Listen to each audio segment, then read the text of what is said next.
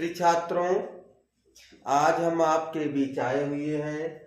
शब्दालंकार के अंतर्गत हम लोग कल आपको बताए थे, अनुप्रास को बता दिए थे। आज हम आपको आज यमक अलंकार के बारे में बता रहे हैं। ध्यान से देखिएगा, समझिएगा। सबसे पहले हम यमक अलंकार की परिभाषा देखेंगे। जहां पर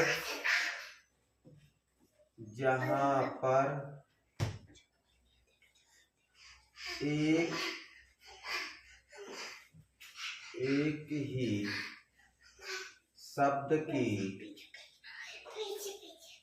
शब्द की बार बार आवृत्ति हो या एक ही शब्द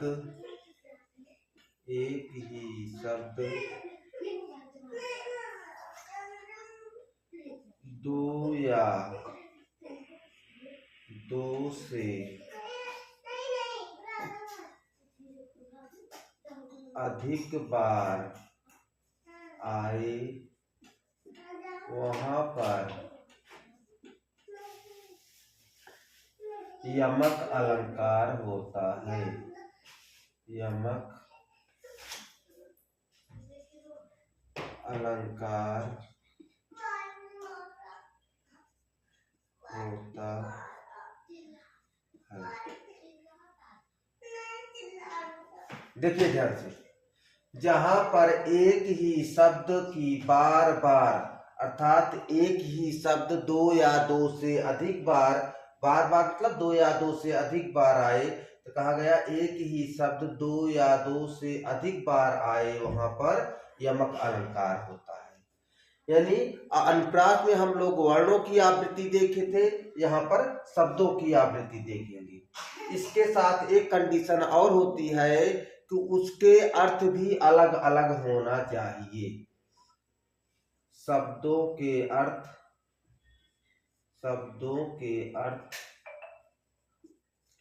अलग अलग हों। अर्थात कंडीशन ये भी होगी कि शब्द आए तो सेम शब्द आएगा, लेकिन उसके अर्थ अलग अलग होंगे। अब हम उदाहरण के माध्यम से समझेंगे। पहला उदाहरण है कनक कनक कनक कनक ते सौगुनी।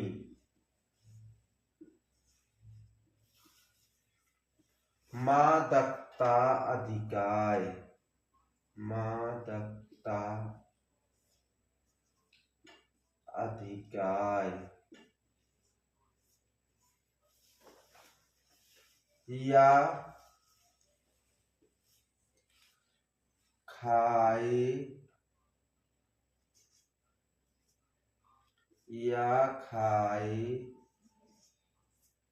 बौराय जग या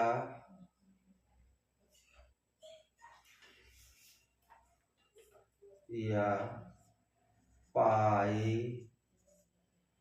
बौराय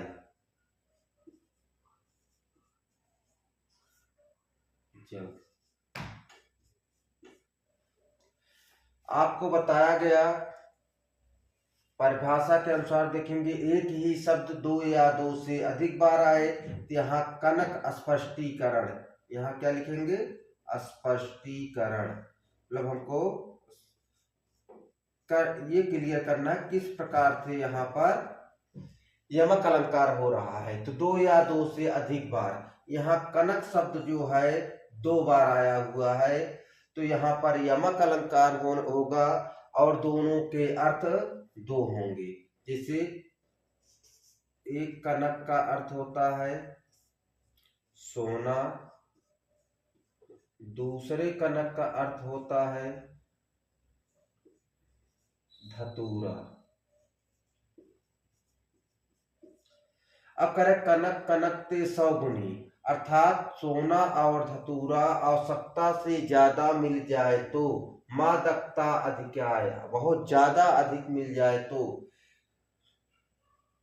या खाए बौराए जब, अगर धतूरा खा लेगा तो वो पागल हो जाएगा, बौरा जाएगा, और सोना ज्यादा पा जाएगा, या पाए बौराए, तो अर्थात सोना भी ज्यादा पा जाने के बाद आदमी पागल हो जाता है। यानी कनक के दो अर्थ है, इसलिए यहाँ पर कौन सा अलंकार है, यमक अलंकार है। अब दूसरा उदाहरण हम देखेंगे। दूसरा है खग कुल कुल, खग कुल कुल सा बोल रहा, खग कुल कुल सा बोल रहा, किसलय किसलय का अंचल डोल रहा।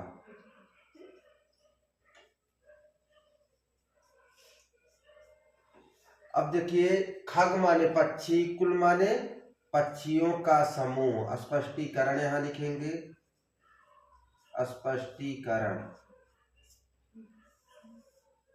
कुल माने परिवार,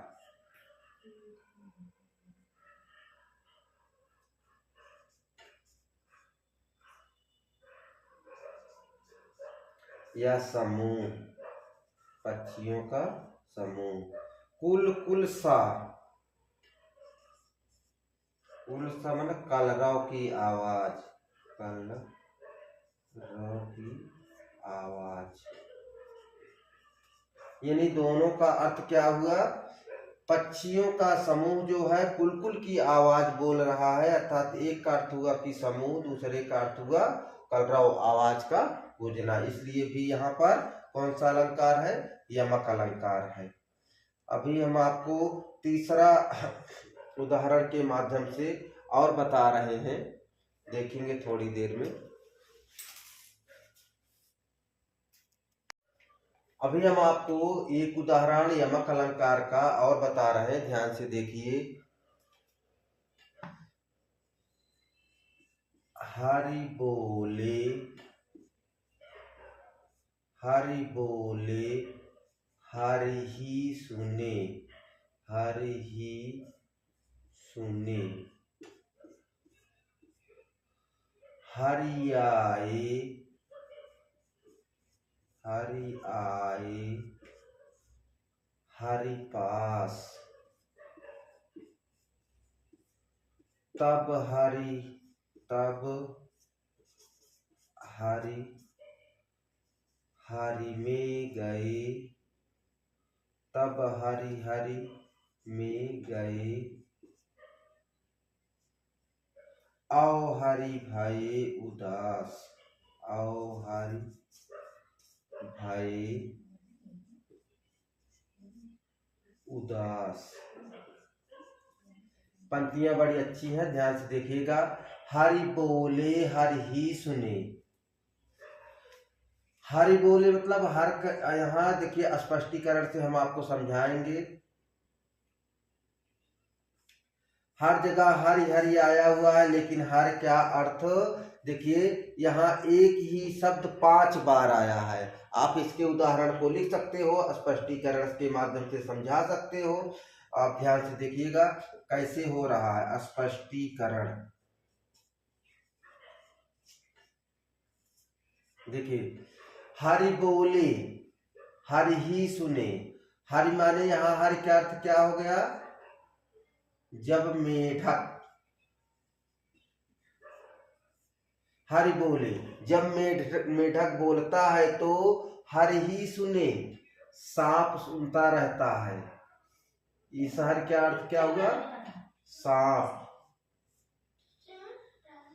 हरि आए, हरि माने सांप आया, कौन आया, सांप आया। हरि पास, मेढक के पास आ गया, किसके पास, मेढक के। तब हरि हरि में गए। तब क्या हुआ, हरि मतलब मेढक, हरि में गए, हरि माने पानी भी होता, हरि में गए पानी में चला गया। तब सांप क्या हो गया, तब हरि भये उदास। तब मेढक वो सांप क्या हो गया, यहाँ सांप यहाँ उदास हो गया। तो हरि हरि में गए मतलब पानी। अर्थात आपको देखिए कितना उदाहरण मिल गया। मेढक बोल रहा है, सांप सुन रहा है, हरि ही है, सेम शब्द है, समझिए इसको। मेढक बोल रहा है तो सांप सुन रहा है। फिर हरि आए हरि पास, मेढक जो सांप है वो मेढक के पास आता है। तो सांप को देखते ही तुरंत मेढक क्या करता है, हरि हरि में गए। तब हरि मेढक क्या करता है, चला जाता है, पानी में चला जाता है। औ हरि भये उदास। तब जब वो पानी में चला जाता है तो सांप उसको देखकर उदास हो जाता है, क्योंकि उसको वो पकड़ने के लिए आया था। इसलिए यहाँ भी कौन सा अलंकार है, यमक अलंकार है। हम यमक अलंकार के 3 उदाहरण बताए। हमें आशा है कि आपको अच्छे से यमक समझ में आ गया होगा। आगे हम आपको अभी बता रहे हैं दूसरा अलंकार। श्लेष अलंकार। अब हम लोग श्लेष अलंकार देखेंगे। तो श्लेष अलंकार की परिभाषा, श्लेष का अर्थ होता है, श्लेष का अर्थ है चिपका हुआ, चिपका हुआ। अब देखेंगे, जहां परिभाषा, जहां पर एक ही शब्द एक बार आए लेकिन उसके अर्थ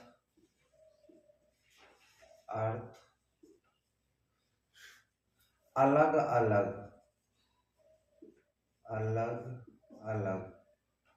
हों तो वहां पर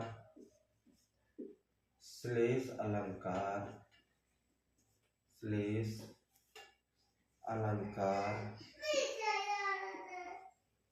होता है। अब श्लेष के 2 प्रकार भी होते हैं, ध्यान से देखिएगा। श्लेष के पहले 2 प्रकार हैं। नंबर 1 अभंग पद श्लेष, नंबर 2 सभंग पद श्लेष। अभंग पद श्लेष का उदाहरण हम देखेंगे। रहीमन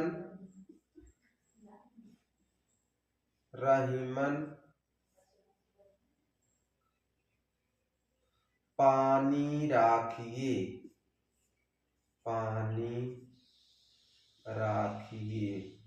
बिन पानी सब सून,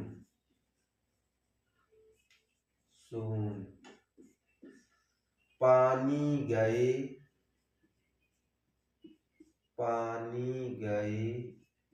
ना उबरै मोती मानुष चून,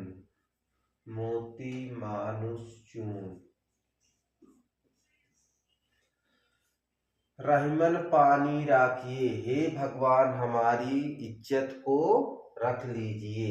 बिन पानी सब सून, दूसरा अर्थ पानी यहाँ भी है, पानी यहाँ भी है। अर्थात हे भगवान हमारी इज्जत को राखिए। बिन पानी सब सून, बिना पानी के यह संसार सूना है।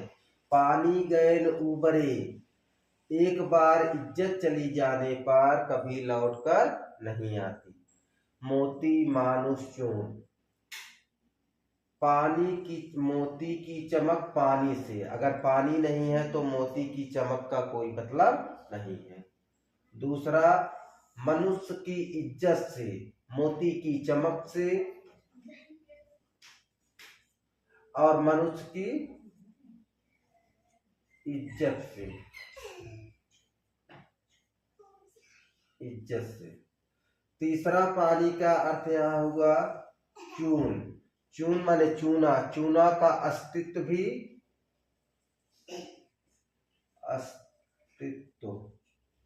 किससे है? पानी से है। अर्थात ये आपके अभंग पद श्लेष का अर्थ हुआ। अब सभंग पद श्लेष। चिर जियो जोरी जुरै, क्यों ना स्नेह गंभीर। कहा जा रहा है कि चिर जियो मतलब लंबी उम्र के लिए, क्यों ना स्नेह गंभीर, कौ घटिबे वृषभानुजा, वह हलधर के वीर।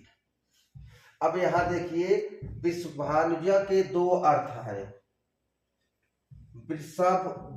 वृषभानु अर्थात राजा वृषभ की, जा माने अनुजा अर्थात वृषभ राजा की पुत्री राधा, एक अर्थ होगा। वृषभानुजा का दो अर्थ है। दूसरा वृषभ माने बैल, अनुजा माने वाहन अर्थात बैल की वाहन कौन होता है? गाय। अर्थात यही वृषभानुजा के दो अर्थ हो गए। शब्द एक है लेकिन उसके अर्थ दो निकल रहे हैं, इसलिए यहाँ पर सभंग पद श्लेष अलंकार है। हलधर, हलधर के नाम से आप जानते होंगे दो होते हैं। एक हलधर है बैल अर्थात गाय का भाई बैल हलधर है। दूसरा बलदाऊ के भाई कृष्ण अर्थात बलदाऊ को भी क्या कहा जाता है? कृष्ण के भाई बलदाऊ को भी क्या कहा जाता है? हलधर। आज हमने आपको दो अलंकार पढ़ाया, एक आपको यमक अलंकार पढ़ाया, दूसरा हमने श्लेष अलंकार पढ़ाया। आपको श्लेष के प्रकारों को भी बताया, दो उदाहरण को बताया।